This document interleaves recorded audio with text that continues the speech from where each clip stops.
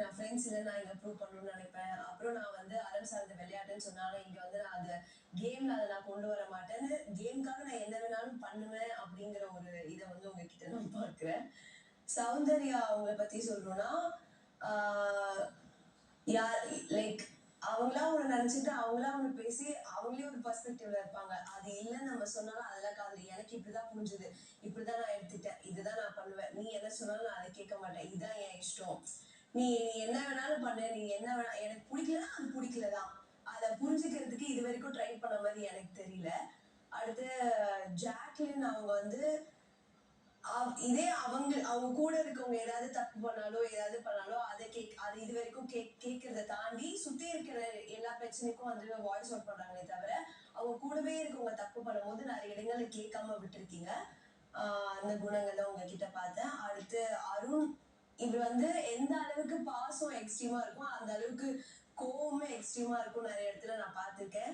ஒரே ஒரு எக்ஸாம்பிள் சொன்னா புல்சையும் அந்த வேற ஹோட்டல் போய் சாப்பிடுங்கன்னு சொன்னதும் அது ஒன்னே ஒண்ணு அன்னைக்கு சொல்லிட்டு அந்த டாஸ்க் முடிகிற வரைக்கும் நீ தான் வேற ஹோட்டல் போக சொன்னல வேற ஹோட்டல் போக சொன்னது அந்த பாயிண்டே திரும்ப திரும்ப சொல்லிட்டே இருந்தீங்க. ஸோ அந்த அளவுக்கு உங்களுக்கு ஒரு பாயிண்ட் கிடைச்சிருச்சுன்னா அது எக்ஸ்ட்ரீமா போய் அது அவங்களை ஒரு மாதிரி பண்ற வரைக்கும் அதை நீங்க திரும்ப திரும்ப சொல்லிக்கிட்டே இருப்பீங்க.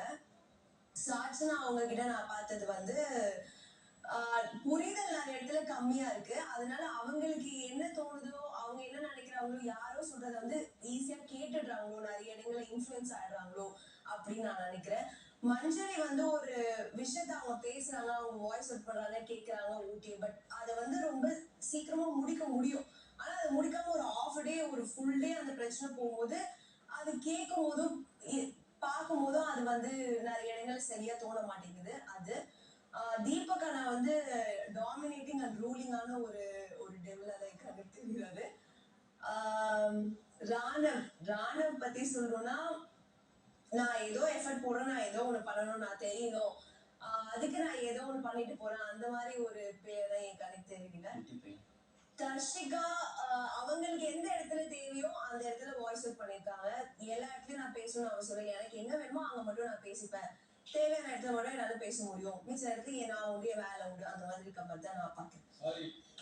நீங்க வந்து புரிஞ்சுக்கிறது என்னன்னு பாத்தீங்கன்னா, இந்த வீட்டுல இவங்க கிட்ட நீங்க பார்த்த ஈவில்னஸ் அப்படின்றது இவ்வளவு நேரம் எல்லாரும் அதுதானே சொன்னாங்க. நீங்க ரொம்ப காமனா சொல்லிட்ட மாதிரி இருக்கு. இப்ப என்ன சொன்னீங்களே சொல்லி ஏதாவது சம்பவம் சொல்லுங்க, ஏதாவது சொல்லுங்க. நான் முடிச்ச ரீசன்ஸ் கரெக்ட் தானே. அதுக்கு நீங்க புல்சே மாதிரி எக்ஸாம்பிள்ஸ் வேணும்னு கேக்குறீங்களா? ஈவில்னஸ் எப்படின்னா இப்போ வந்து அருணுக்கு சொன்னீங்களா ஒரு வார்த்தையை பிடிச்சதையே பேசிட்டு இருக்காருன்னா அந்த மாதிரி ஒரு வார்த்தையை பிடிச்சத குத்தி குத்தி காட்டாரு அந்த மாதிரி சொல்றது. நீங்க என்ன சொன்னீங்க புரிதல் அதிகம். சம்பவம்